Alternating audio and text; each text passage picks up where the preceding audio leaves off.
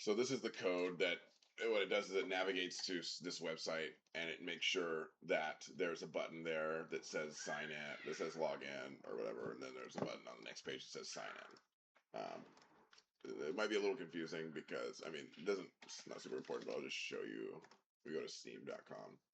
It's talking about this button, sign in. Its name in the code is sign in, and on the next page, the name for this sign in button is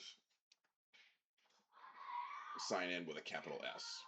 Okay, so if we go back to the code, we have sign in. That's the first button, and the second button is sign in. So basically, what it's doing is it's going to this website, making sure that first button is there, clicking on it, right? Expect login button to be visible. Login.click, clicks the button, right?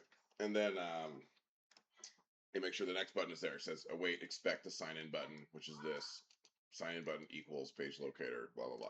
So this, I thought I was gonna have to write this out by hand, but now it's so crazy. Like watch this, watch this. I'll say, let me just, I don't know if this is gonna do it. Look at, I just typed in 2 slashes for a comment line, which means the code will not execute. It's just words that you can read later.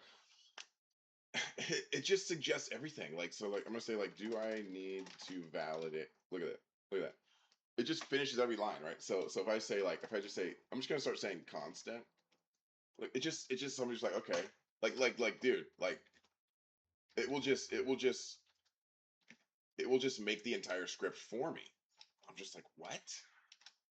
So I typed maybe 10 characters to get all of this.